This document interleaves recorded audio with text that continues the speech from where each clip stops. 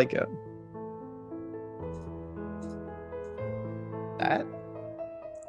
Oh yeah, same music. We got the best classical vibes. I don't even know about that. Some things never change. And that is how we kick off 2023 here at Stokastic for PGA DFS Live Before Lock. A little classical music. If you've been with us from the beginning, you know that's how we roll. If you're new, now you know. That's how you're going to be hearing the intros all year, and you're going to be joined by me, Ben Rasa, by him, Geoff Ulrich. The season is upon us. We talked some swing season golf, but then football took over. Many, many things. The holidays. We flipped the calendar. It is PGA time. You were saying to me before the show, and you're damn right, it's kind of exciting. Even though it's not a great tournament, it's actually pretty exciting to be back. Yeah, this is the kind of tournament where, like, if it was middle of the year or something like that, we just be like, nah, like a 39-man field, whatever. But it's the first event back, and they've spruced it up a bit. You know, like they included the guys from the Tour Championship. It's elevated now, Ben. So, you know, like there's big things involved, whatever that means. And Rory's not even here still, but still not good enough for him. But yeah, it's always nice one to get off. You know, you get the prime time is what I really love about these first two events. I love primetime golf. So yeah, it's an easy course, whatever, but all the guys are here and it's a little bit more exciting, I think, than past years. So it is elevated. It's a new season. We're going to talk about each week, maybe some defections in the live streets. But for now, we do have 39 golfers, winners, tour champion members, things of that nature. We're going to get into each and every one. We're going to talk about all the deals across the industry, our new tools, the promos. They're all in the descriptions. We're going to get them throughout the show, give you guys some extra money to play with, and of course, answer every single question that we've got. But let's get started. And what better way to get started than my man Clayton with the super chat? You're here on the advice of Saul Goodman. Well, that I could do a whole show on that, man. He said you were trustworthy and kind. He is a great human, and he's on fire, winning a lot of money in the NHL streets. You know, Saul, good people helping people. What can I say? I appreciate that, though. Now, next comment. Wookie23, Ben, you dominated the Mayo draft last month. Well, I don't even remember because I was COVID infected, but I appreciate that. You were in that draft. I think both our teams were pretty good. Yeah, my first pick is going to be interesting. I did take Hovland over Cantlay. So we'll see. Okay. I'm pretty bullish on Hovland, though. We'll talk about him. I do think that maybe some things in his game have been cleaned up. Potentially, he was starting to look a little bit spruce around the greens in the fall. So we'll see how that goes. Still a great player, but yeah, it'd be interesting to see how my first two guys play out because I think that's really going to be the tone setter there. So it's going to be a lot to get to, but let's get started. Let's get to the opening event. Here we go. So if you are new to PGA golf, this is a little different than what we're normally going to be talking about. Normally we got 100 plus guys. We're talking about making the cut. We're talking about 6 of 6. We're talking about other things. This is a little warm up. We're in Hawaii and we've got 39 golfers with a non-cut. The good thing, we see this all the time, and we're going to talk about Kapalua in a second, but just what are your thoughts as the opening event? It's weird, you know, people haven't played. And again, we only have a few dozen players. Yeah. So, I mean, a couple of things that I always try to take note of with this event is just, you know, like you never cross people off the list on an elite, like you play the good players still, but it has been one of those things where typically, you know, guys who took a little bit, who just played a little bit more in the fall, maybe they grabbed a win over the fall. Sometimes that Hero World Challenge is important, just getting like reps in there. It's the guys who had the reps. They usually come in here and they usually kind of hit the ground running. I know it really worked for Cam Smith last year. That's kind of why I know I was on him for a large portion of it. He was playing down in Australia, I think it was. And it just kind of carried over for him, the confidence. So, yeah, I don't know if we'll see like some kind of Cam Smith breakthrough, although I got one young player who, I mean, we both like, and we'll probably talk about, but yeah, I think that emphasizing that is a fine way to think about it and maybe helping you make some decisions. But other than that, this is just a big, wide open golf course. Going to be hitting a ton of fairways. Going to be birdie chances for the players who are in form. And yeah, it is a bit of a putt contest, you know, when it comes down to it, assuming the conditions are good, which they are going to be, I think, again this year. So No doubt about that. You got to score here, birdies. And this, listen, early season golf, they're not going to try to entice people by being like, come down to this miserable location and play in like the wind. They want you in a beautiful weather, making birdies, having a good time. And that's what we're going to see here. Let's dive into the course. But before I do, let's talk about the sponsor of this show. And it is our friends at PrizePicks. I know a lot of you play over there, but if you don't, and you're looking for a new format, you see it there on the screen, that match deposit of up to $100 over at PrizePicks. It's a site that is growing. They've made big strides this year. And what you're doing, you're projecting over under different props, whether that's NBA. In our case, of course, we're going to be talking a little PGA, and it's unique things. Birdies are better. Fairways gained is one you've always talked about. A lot of different options. You can up the multiplier. You're building out those cards. And again, you're going to get that $100 deposit match bonus. You see it on the screen there. So many different sports, so many different options. It's a great way to try it out. And we also get that 1 free month of Stokastic plus Platinum when you're linking up with PrizePicks. Link in the description of the video. Geoff, I know you always talk about that. A lot of weird value over there that you can mine if you have a good read. Yeah, definitely. Just looking at the golf lines from this week, obviously, always when you're on PrizePicks, I mean, the one thing is just really take a look at the course. I think it actually, like, the course is more important when you're betting props on PrizePicks than it is for DFS. You can get some really interesting lines on the birdies are better, on the greens and reg and the fairways. Obviously, we're going to be seeing really high green and reg and fairways hit percentages, assuming the wind stays down. Maybe the wind gets up and you take some unders later in the week. But right now, with the forecast I've been seeing, expect guys to be hitting like 70% plus in both categories. So keep that in mind. I know I mentioned right off the top, like, we got some 11s on numbers on guys like Hideki were really consistent. Zalatoris might be worth taking right off the top there, just with an over. So. No doubt about it. Again, this is the stuff that you can correlate. You can take those overs. Very, very generous fairways, despite it being windy. Yes. Okay. It is windy in Hawaii. Society is right, but it's still probably real nice. I've never been to Hawaii. I'll never go to Hawaii, but if I did, no, what are you kidding me? I'm not flying all the way over there. Why? Is it nice? It's beautiful. It's, you know what? And I'm not a big travel guy, but like, Hawaii is definitely one of my favorite spots on earth. Okay. It's hot, but it's so gorgeous. You don't even notice it. It's the scenery, man. It's all natural. It's great. We don't have time. It's the first show, so I'm not going to get into like literal lava takes. But I don't know if Hawaii is for me. No gambling there, kind of shady. But I hear nice things, and I'm sure the players are going to enjoy it. But again, promo code Stokastic, take advantage of that as we go. Let's talk more about this course. You've mentioned super generous fairways. You're going to need to make birdies. You got to attack the par fives. It's only 39 guys, though. So do we have the luxury of talking skill sets, or do you just say, I know who these players are. I'm going to play good players? Yeah, I think that is a big part of what it comes down to this week. So, and like, just looking back to over the years, I would say that for the most part, this is going to be a course that brings more players in than like shoves them out. So, we can talk about guys, like, typically we have seen some of the past winners here be really strong off the tee, but like, last year you look at who the guys who were top off the tee were, and like Cam Smith was one of them. I mean, he had like a great week off the tee, but that's more of a product of the environment than a product of the player. I mean, Cam Smith, still a sprayer off the tee. It's just, he was playing at Kapalua. So sure, he was being aggressive. He was getting it out there. And he probably just had a better week than normal, but it wasn't necessarily like he had turned into this, all of a sudden like Dustin Johnson off the tee or something. It's just a course where the shorter hitters, I think, benefit actually more than the bombers.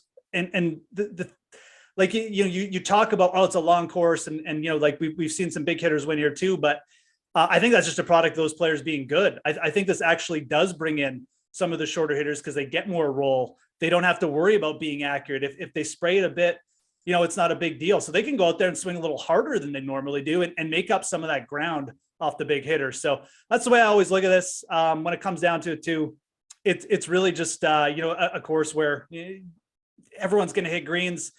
If you're just okay with the irons and you give yourself a few more birdie chances, you can just make up the difference with the putter. So No, I don't think there's necessarily a specific prize or skill set. I think if anything, it's bringing in those lower end players and to give them a bit better shot. Yeah, I mean, certainly it's a course where I don't think distance play is much of a factor at all. You could be super aggressive. Again, there's a lot of slopes, you're just going to be able to attack. Of course, do we want guys that can roll it? Yeah, that would be nice because you need to make like 40 birdies. But as we know, that's very difficult to predict. So I'm not going to get crazy with the skill set. We've seen time and time again, you can get away even, and we're going to talk about Jordan Spieth, like you can get away with some spraying off the tee and be just fine here. And you certainly, I think, can be aggressive off the tee and be a good off the tee player. But I would agree, it does mask some of the advantage that maybe the purest off the tee strokes gain players on tour have. I don't think Kapalua is the course per se that separates off the tee, but nonetheless, the winner, of course, is going to be someone that does drive the ball pretty well here. It's just hard to get in trouble unless you really do something stupid. Absolutely. It's ultimately when it comes down to it, like, you know, I think that there's more important things to look at this week. Like I'd probably rather look at like Bermuda putting splits maybe. Yeah. And definitely would rather look at like strokes gain approach in like the short-term form. Let's start talking some players. We've talked about the course. Again, I don't think there's a lot to it. I'm going to play it pretty straight up. We have 39 guys. We have the luxury of being able to really dive into each of them. And we'll start, of course, with the top tier. And we've got big name players. We don't have Rory. That's true. But I believe we have almost everybody else when you really look at it. And we get things started in the pricing with Scottie Scheffler. He sits up there, obviously, 10,300. We've got Rahm, we've got JT, we've got Cantlay. We'll talk about Xander in a second, but we'll start with the very top. Do you think Scheffler should be the most expensive? And how do you go about choosing, which is always a difficult choice, the best players in the world? Yeah, man. I mean, it's him and Rahm. I mean, him and Rahm, I think, definitely deserve to be up there. Obviously, Rahm is the favorite in the betting market. He's you know, got a pretty big edge there just in terms of price, right? But, you know, I'm fine with Scheffler being the most expensive. You know, both of these guys over the fall is interesting. I mean, Rahm was obviously dominating there too, but Scheffler is clearly a player to me right now, just in terms of like what he's doing and where he's at. He's very interested in getting that follow-up win to the Masters. Like he seems to me like a player who obviously lost out of the Tour Championship, had that kind of bad loss at Colonial when we probably should have closed out against Burns. And you see him like in the fall, like he was going to Mexico. I played the Hero, played Houston. He was busy. I mean, this is not a player who looks like he's sitting around like, you know, kind of like the Xanders and the Cantlays, was kind of happy with his position.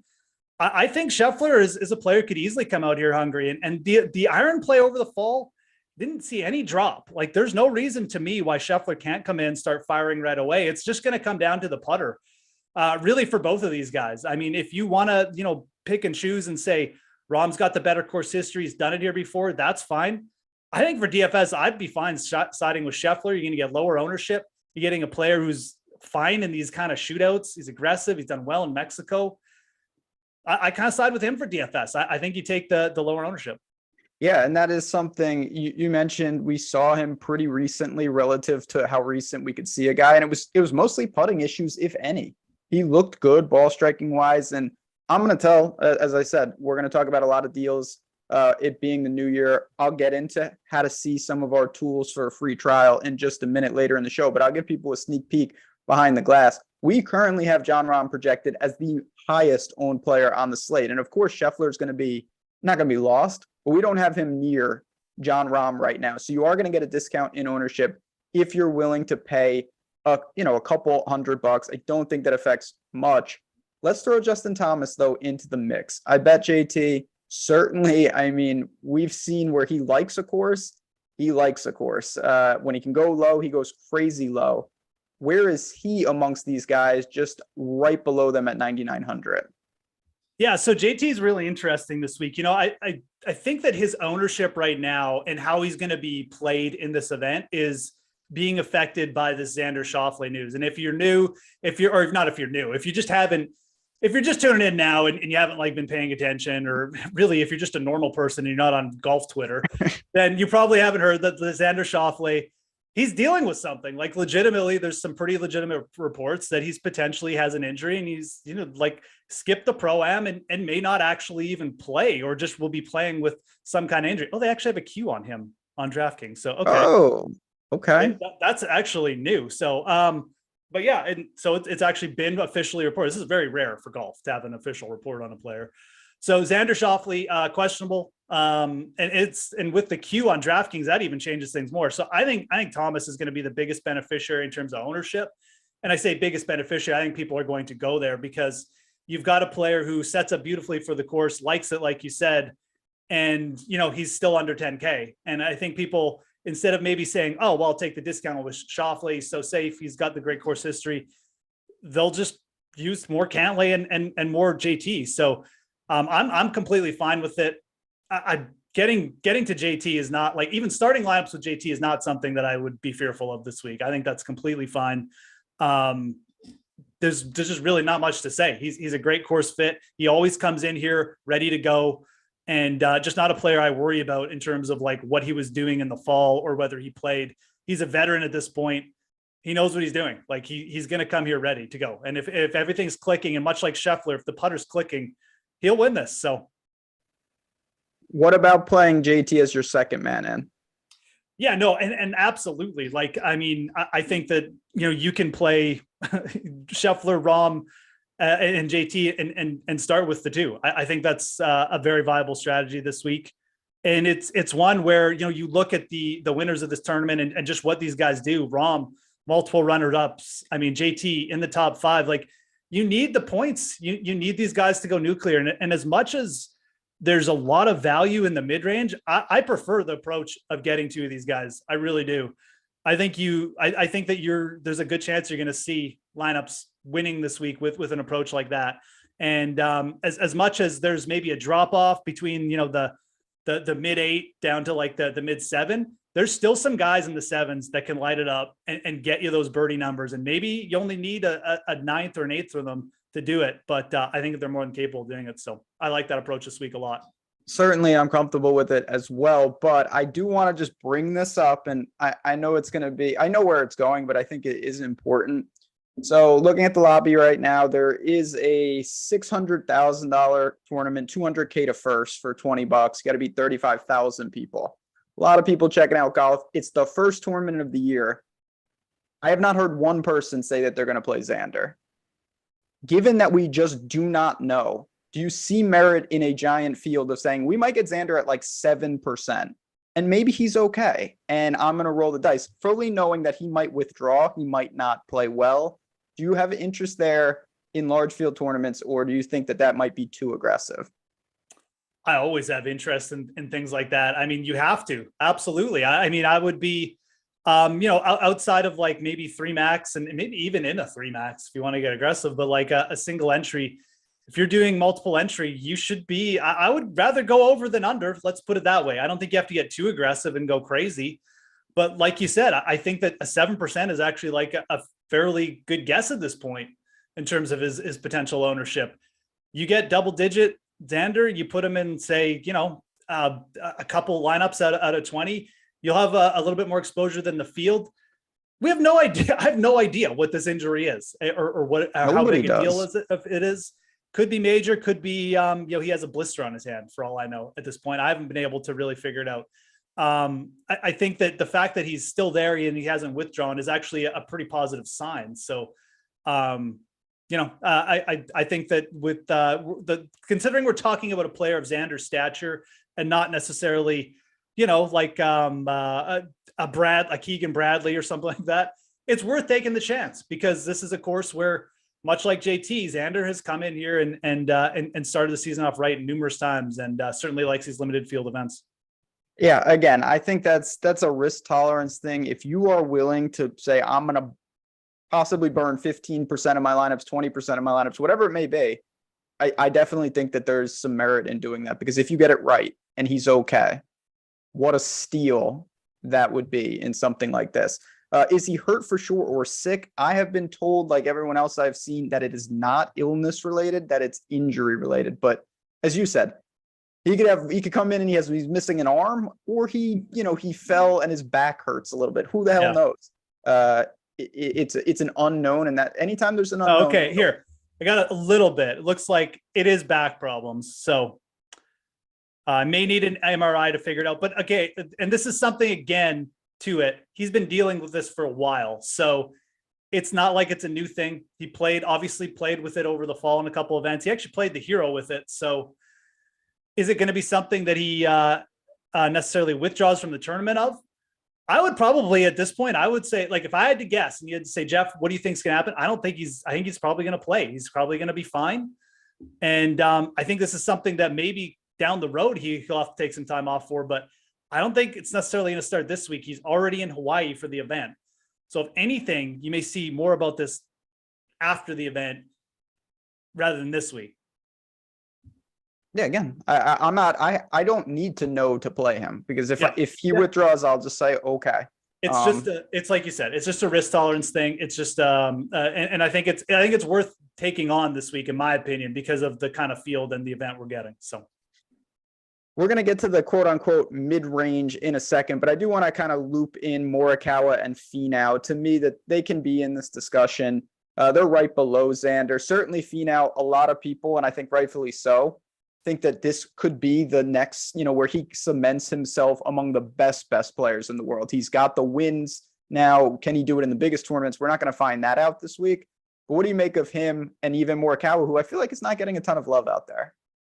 Yeah. So Finau is, I mean, at this point, like, I don't even know if we need to say too much about it. He's just at 9,300. He's completely fine in my eyes. I have no reason to worry about this guy. He has taken the next step in my mind, even if he hasn't maybe cemented it with like the big win yet. In my mind, Tony Finau is a different player. And I don't want to say he's being disrespected, but like you can make an argument, like, he should have been maybe like 96, 95 this week. So absolutely fine to play at 93, in my opinion. The only thing you have to consider is that he's not sneaking up on anyone at this point. Like, people are going to play Tony Finau. Morikawa is really interesting. I put a few units down on him, but I will say this. If we were just looking at this event and saying, like, is this exactly where we want to bet and take on Colin Morikawa? I'd probably say not really. It's not that he can't, he's done well here before. He's top 10 twice. He's a good player. He's going to do that. But, like, ultimately this is an event where it's not necessarily like, the big tee to green guys can excel. Like, you can get beat by a guy who just sinks a bunch of putts like Harris English. So that's not really like Morikawa's game. And much like Scheffler, like, his putter is just, I mean, it's actually more to an effect than Scheffler, because Morikawa hasn't putted well in like a year. So that's a little bit of a concern for me. I am much more interested in Morikawa next week, but he's also a player I'm not going to be late on. Like, I will eat some Morikawa this week, even though I don't think it's the optimal spot for him. Let's put it that way, either through betting or through getting exposure. And I do, again, like, to give people a little back, like, his projections for ownership, it's pretty low. Like, I'm actually a little bit surprised at how low it is. It's sub 15% on Stokastic. We haven't projected. So yeah, I think that you have to have ownership. I think he fits the perfect definition of a GPP play in that range of, is it safer to play Finau? Does he probably have a bit better birdie rate in this kind of event? Yeah, but Morikawa, man, I mean, like, we're talking world-class here. He's underrated in the odds, in my opinion. And he's worthy of your time. Like, if you're interested in that. I think he's a better bet than DFS play, I'll be honest.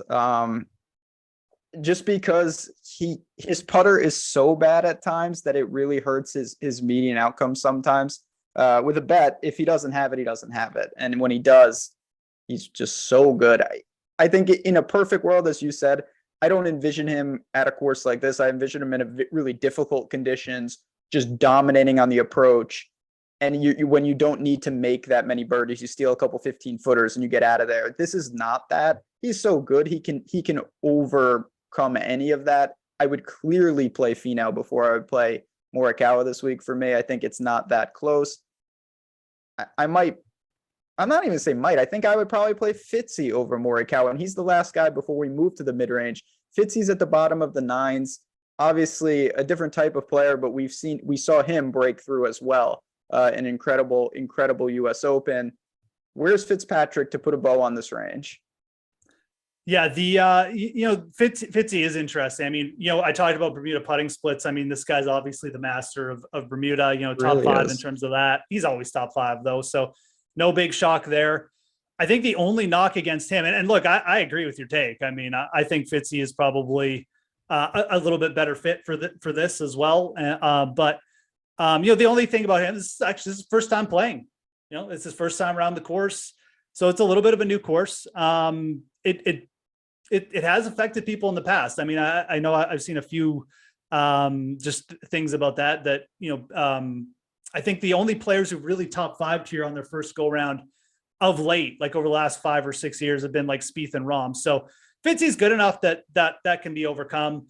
I think it's almost like the opposite of Morikawa, to be honest, where I think Fitzy's a better DFS play because he's pretty cheap and then a bet. So I kind of like him for DFS. I also think that he's in that range between Zalatoris and Finau, which is just beautiful, where people just won't want to click on him. So again, another player trending with very similar ownership to Morikawa that I like for DFS. I think that, right. Actually, I mean, I think we've kind of hit it where you get some money down on Morikawa so you don't miss out on these sweet numbers, and you just play Fitz and DFS. I think that's a pretty reasonable way to play it, man. I'm with you. Couldn't agree more. I see that exactly the same way.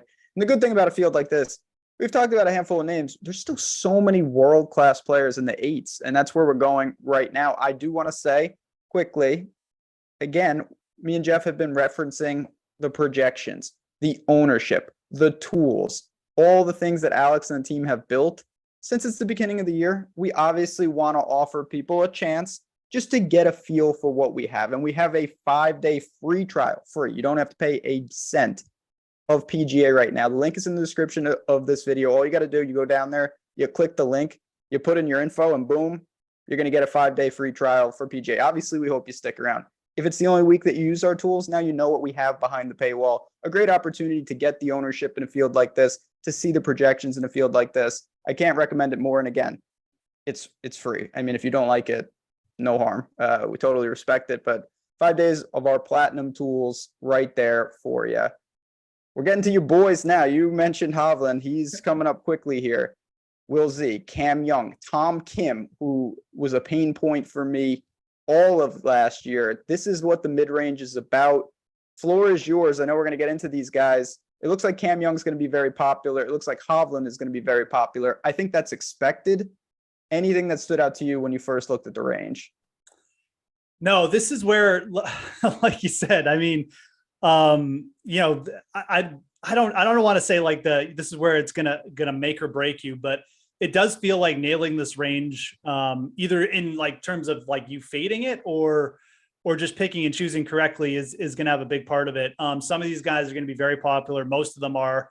And then you've got like, the Zalatoris narrative with him coming back from an injury as well, swing changes, and Max Homa just sitting there. So, I mean, I can't get over Hovland being on a course like this at 8,500. Like I have to play that. I know he doesn't have like the course history that you necessarily want to see, like 30th twice in a row, but my God, like this guy has basically like won every event he's ever played at in events and just like settings like this. And you've got to think eventually over time, Victor Hovland is going to come and maybe just clear the board here one year. So really like the fact he went to the aim-point putting system. He improved he's gained strokes, like six straight events putting, been very consistent putter, gained 3 strokes in the CJ Cup around the greens, which kind of perked my interest. Clearly knows what his weaknesses are and are working on them. And I like it when players are doing that. And I like it when I'm getting a discount on players who are also working on their weaknesses. So that's how I'm looking at Hovland this week. Tom Kim, Cam Young, Zalatoris, I think it's okay just to leave Zalatoris off here. I think much like Morikawa, you're getting a player who just maybe, if Zalatoris was completely healthy and was coming in, would this be the course we'd want him at? Like to have to sink like 30 birdie putts. It's not, like, to me. So I'm okay just leaving Zalatoris off. Between Cam Young and Tom Kim, I don't know.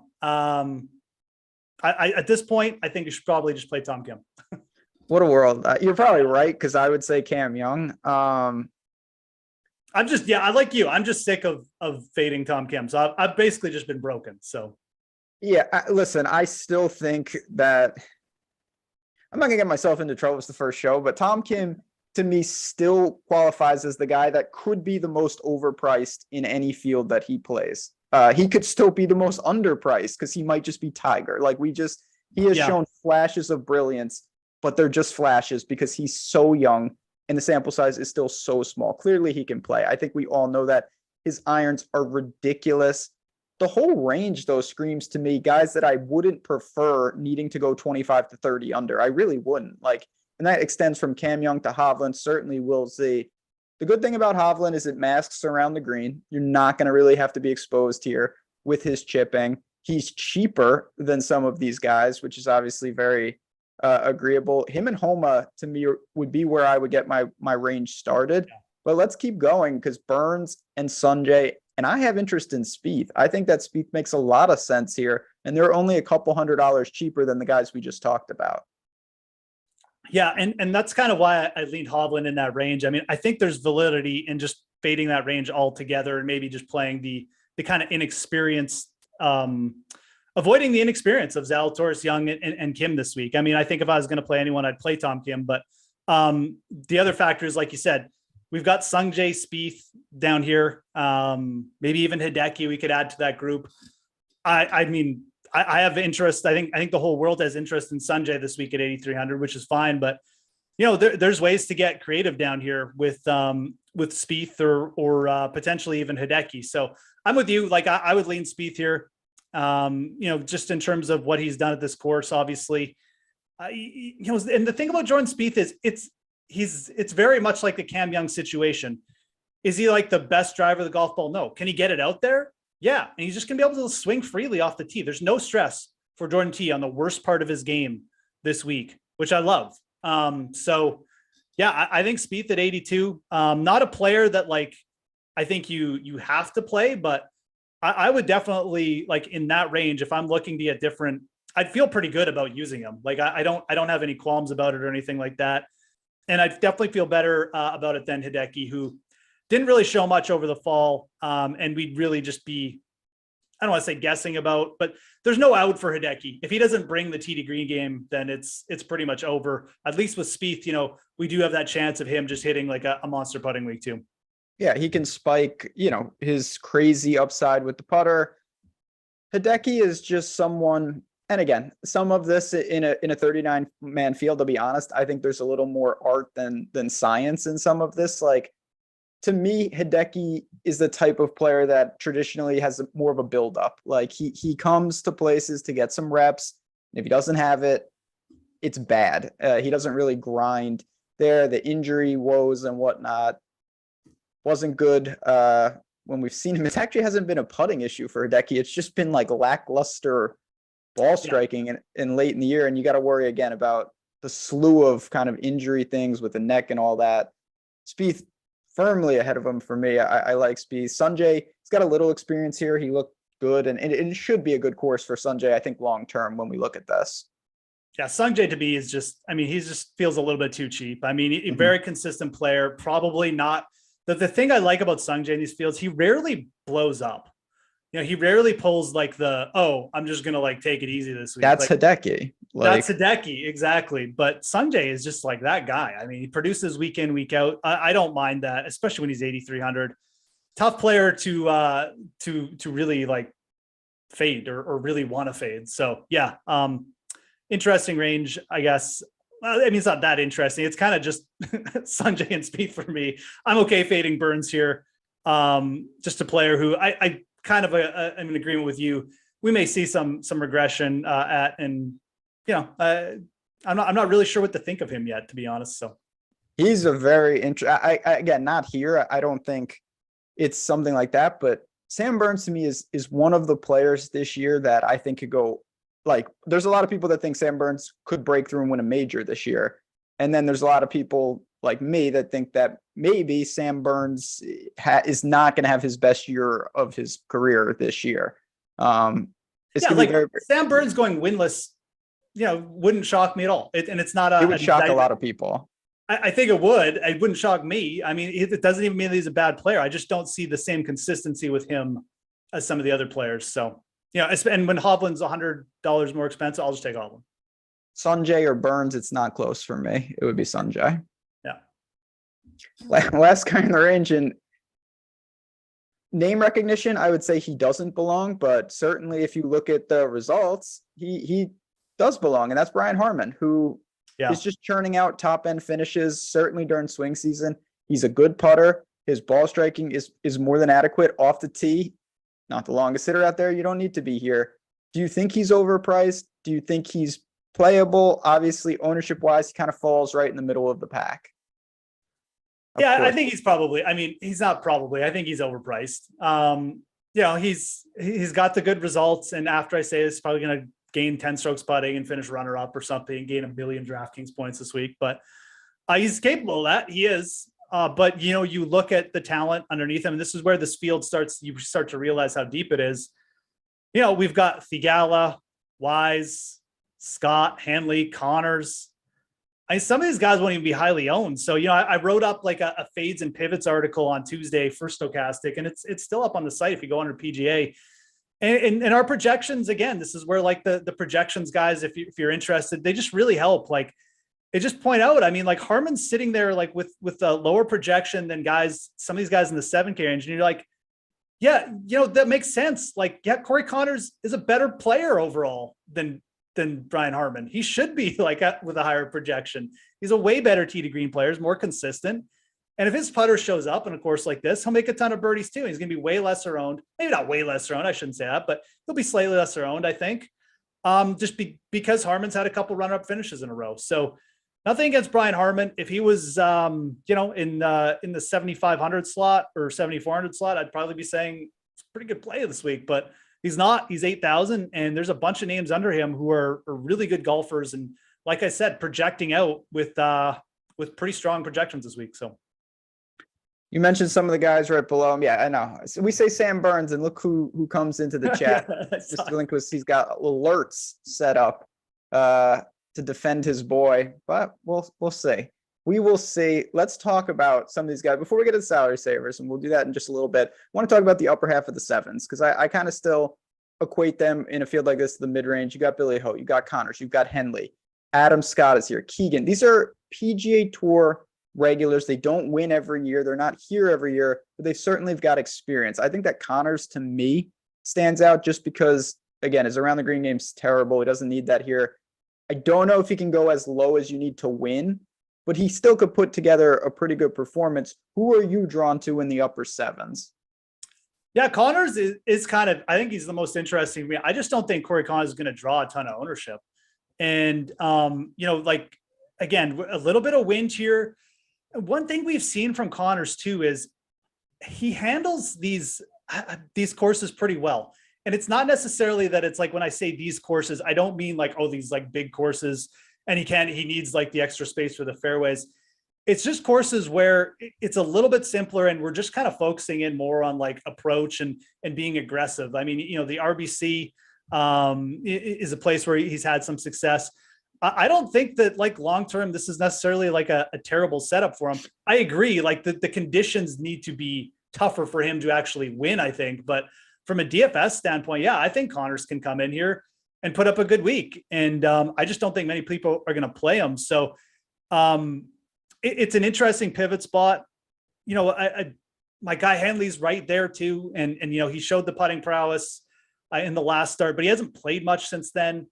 And I just wonder if I feel better about Connors coming in here and getting off to a good start than I do Henley, which is kind of weird, but that's just the way I'm kind of viewing those two. Henley's fine. I think I was betting one outright. I would definitely bet Henley before Connors, but I would probably say Connors to me feels like a little bit safer DFS play. And again, I really like the fact that I don't think many people are going to play him. Yeah. I mean, Henley, it's just been a bizarre, the putter has been so cold. And then we saw the flashes of what happens when it's not. right there. So I'm with you. I want to ask you, not just because I believe that you picked him, I did. I know Adam Scott. Yeah. What do you make of him? I thought he'd be on live by now, and that seems to not be the case. Certainly. Yeah.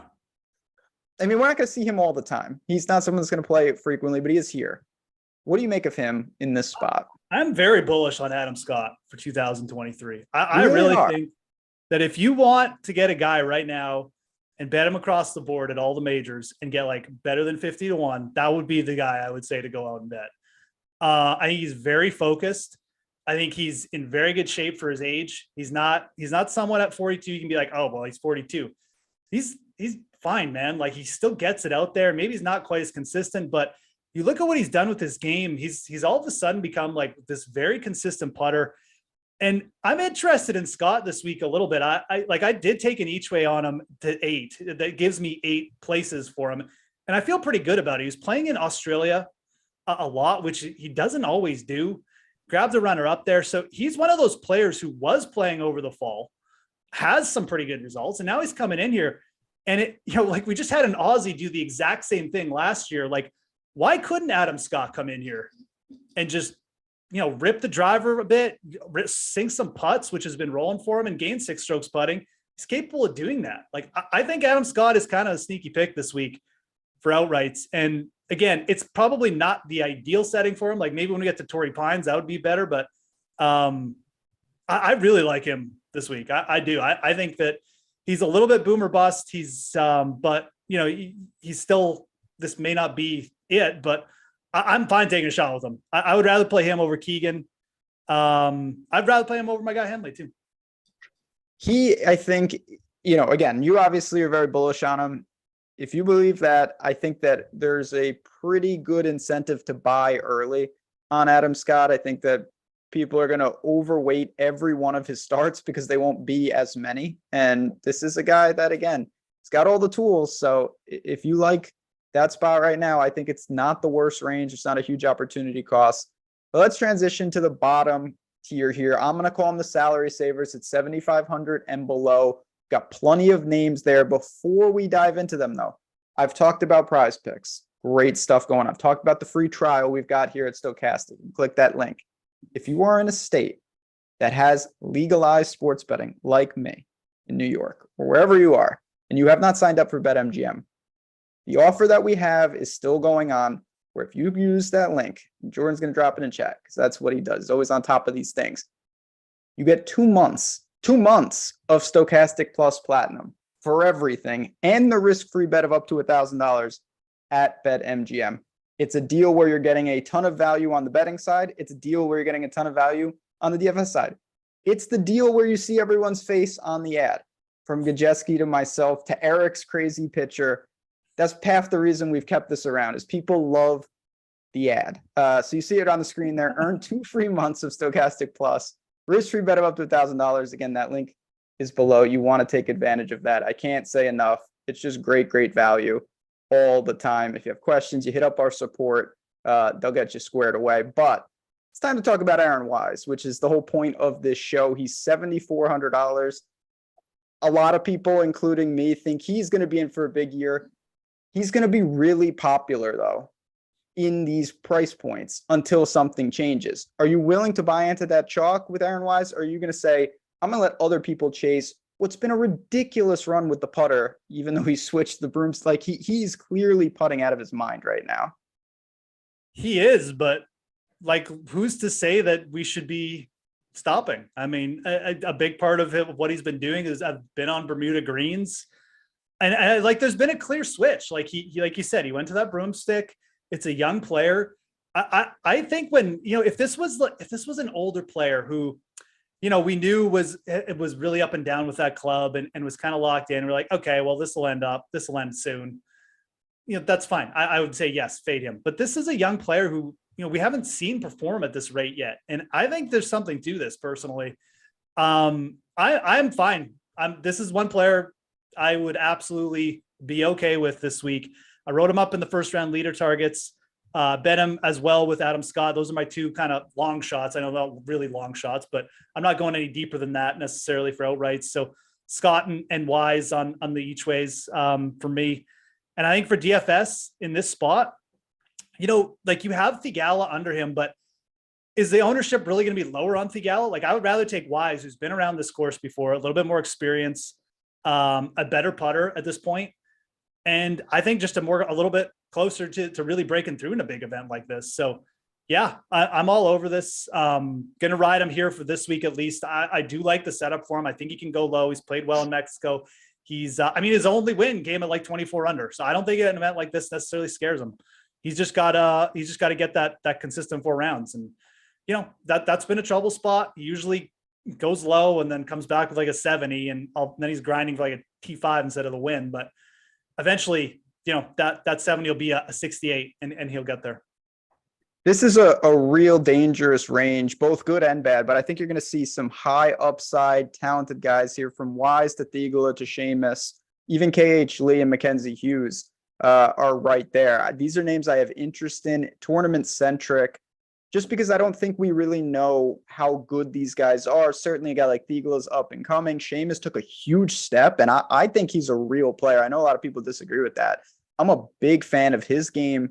And I don't see anything. I mean, he was great he won and I thought, okay, this guy is going to take a step back. He did not. He was fantastic for the starts that we saw him in swing season as well.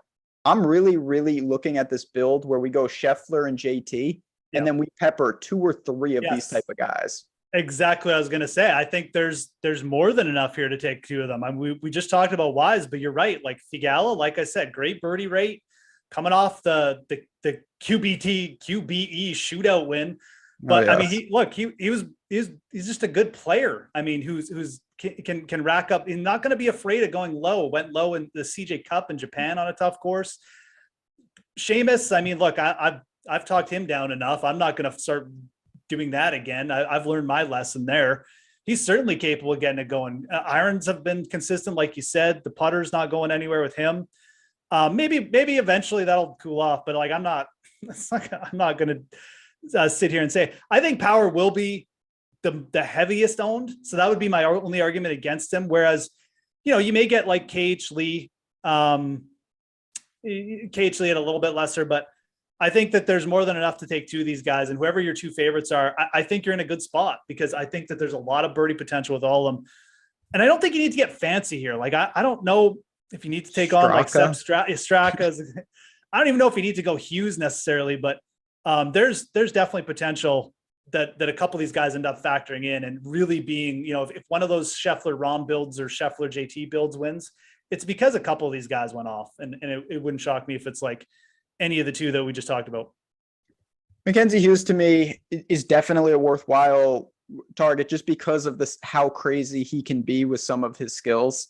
He just has upside in certain categories that few have. Consistency wise, no. Price wise is fine. Ownership wise is fine. So I'm okay with that. I have no interest in Straka. We're in the 6s now, and there's not that many guys left. You've got JT Poston, Stallings, Tom Hoagie is a name I think people will go to, and they probably should. Yeah. And then there's the bottom, and we'll get to them in a second. I'm okay with these guys. I think that some of them got here because of a lone win and bad form around it, but they flashed that they can do it, particularly Hoagie and Poston.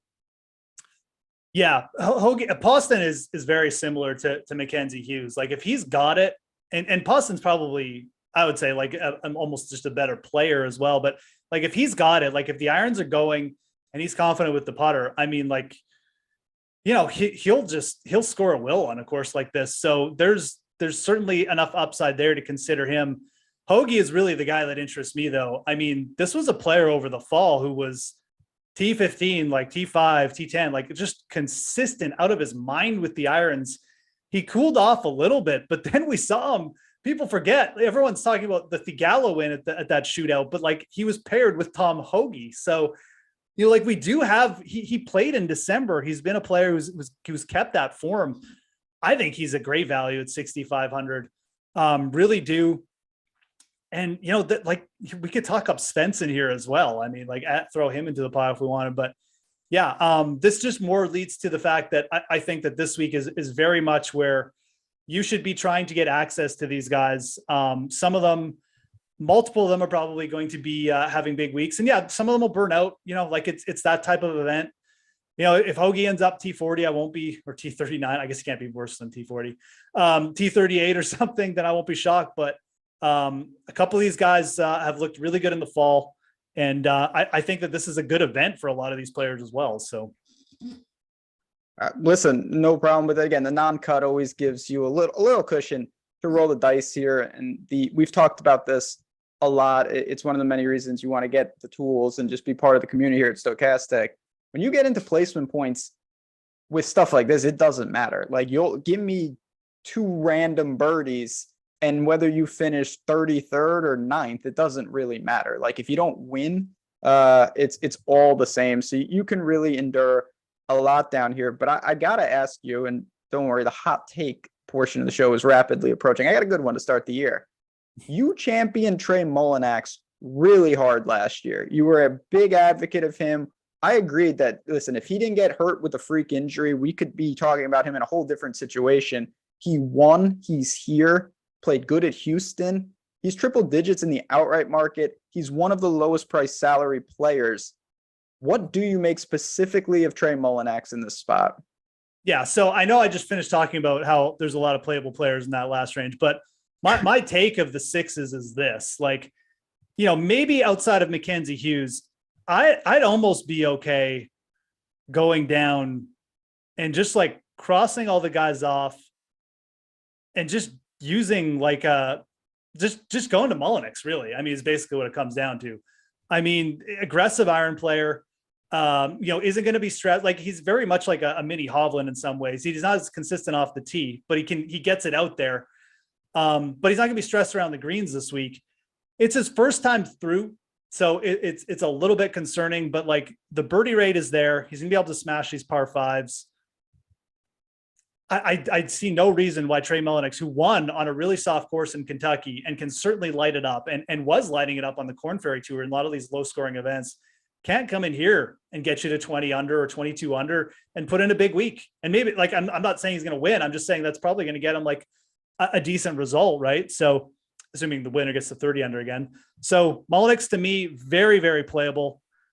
Just surprised that he's continually undervalued, to be honest, because, like, his last start of the year was at T4 in Houston. So yeah, player that I think you should keep riding. And I think that if you want, you can absolutely just bypass all these 6K guys, go down and use him. And I think JJ Spawn is very playable too. So I think there's a couple ways that you can do that and really go down here deep.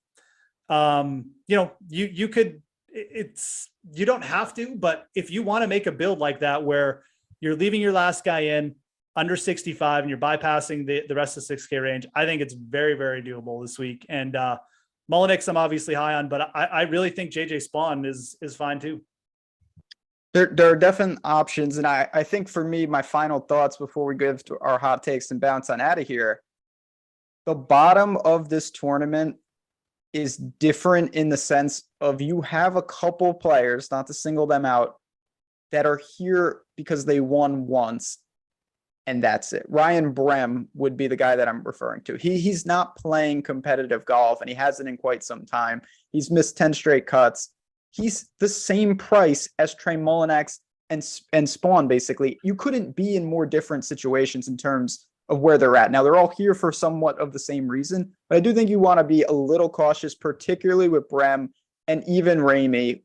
They have been so bad. Maybe they flip a switch, but I really don't see it. Outside of their one win, it was a lost season for them. Yeah, absolutely. There's always the temptation to go down here and grab a guy who's 5% owned and no one's going to play. But like, JJ Spawn is not going to be that highly owned. JJ Spawn's good. He's a very aggressive iron player.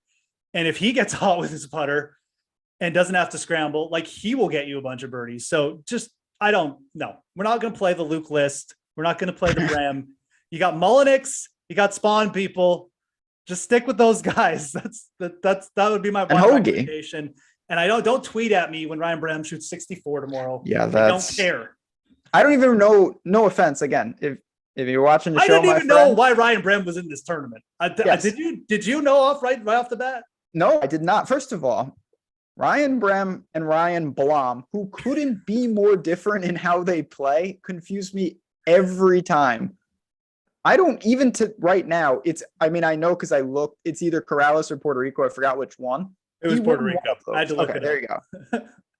I barely remember when that happened, when it actually happened. I just shut that off apparently. Yeah, I was like, wow, that happened. Okay. And that happened a long time ago. Let me tell you, he didn't win in August. It was early in the year. It was basically, 10, 11 months. Yeah. So that's just not the answer. Cool to see him here, but no.